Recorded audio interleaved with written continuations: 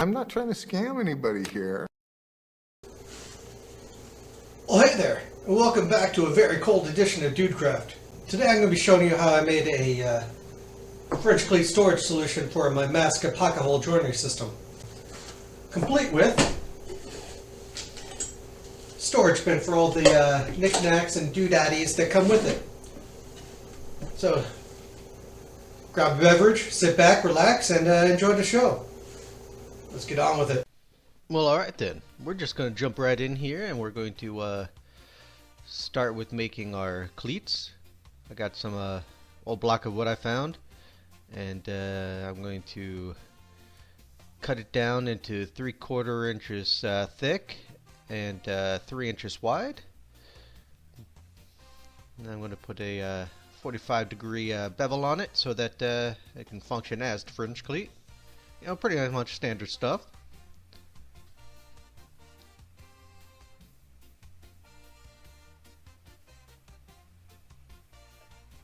Alright, now that that's out of the way, we're going to attach it to this nice 2x2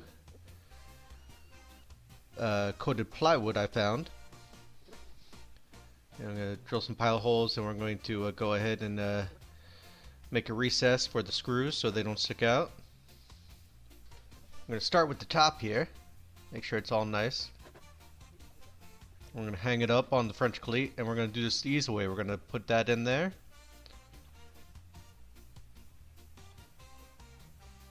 Drill some more pilot holes. Now let me tell you, it is cold in my garage. When I say it's 30 degrees, it's 30 degrees. I never got above that, even with my little space heater on. Alright, now we're going to recess those. Pop in the screws.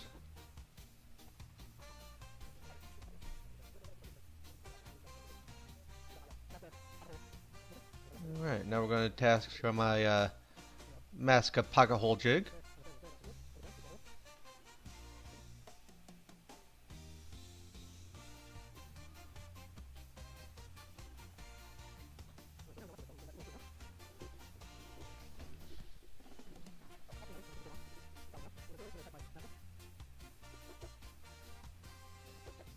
As Jason from Bourbon Moth would say, zip zap zoop. And it's attached.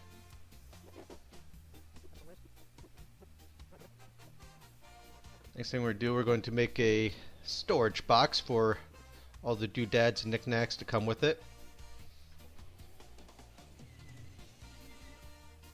I think I ended up making it 5 inches high, 10 inches long.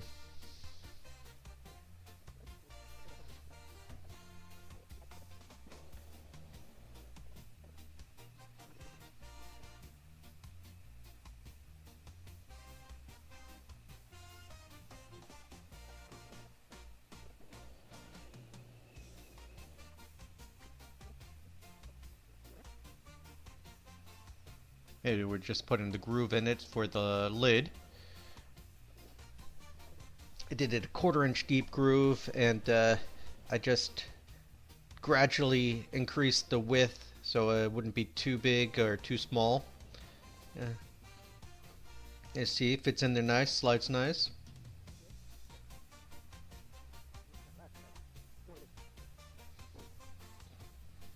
Now we're going to go ahead and cut it down to dimensions on the chop saw here.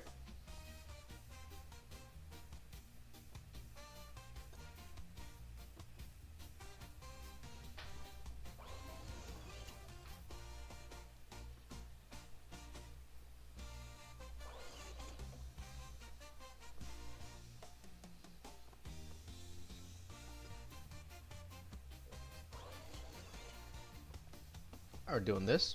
I don't know about where you guys are from, but me in southern central New York, it's been pretty darn cold lately.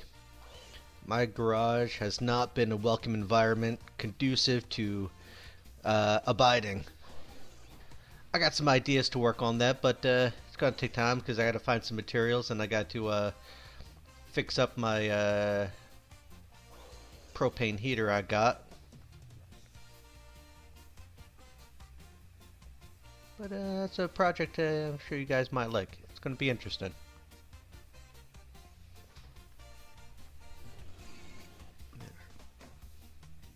Putting the 45-degree on because that's the bottom. There we go. Looking good. That piece, we got to trim that off so we can slide in the lid.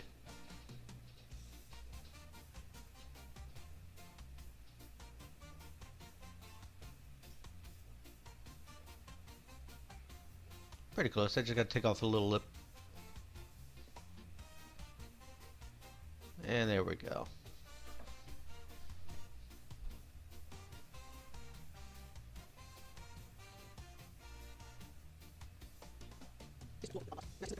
Now, because I didn't have a bit long enough to assemble the box first and then screw it onto the base, I figured I would just screw it onto the base and build the box around it.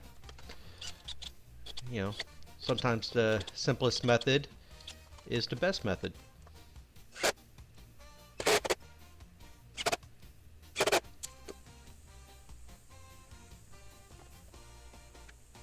I'm just going to put up there some with some wood glue and hold it in place with brad nails till the glue dries.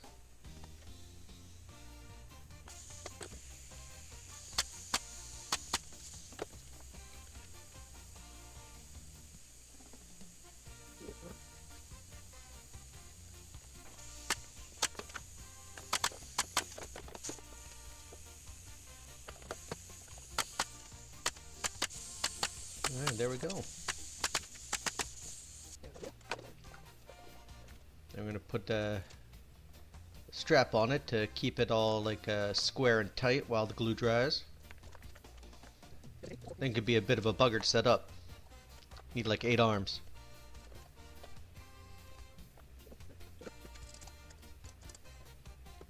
But we got it. Now we're going to take care of measuring for the lid.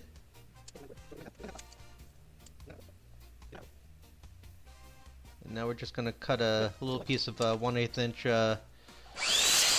backboard. I'm going to attach a little knob on it to get it on and off easier.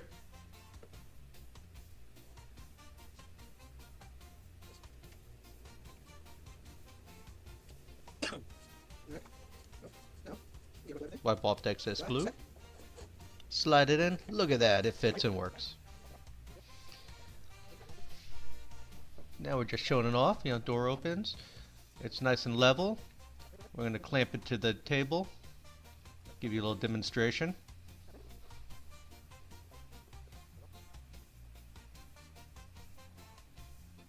Now because it's so cold in the garage, we can't paint it right now.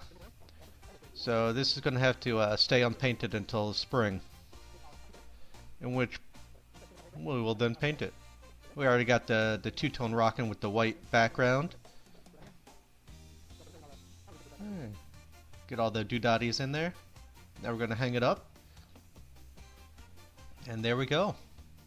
I hope you guys found this fun, inspirational, and I'll catch you guys on the next trip. Thanks for watching.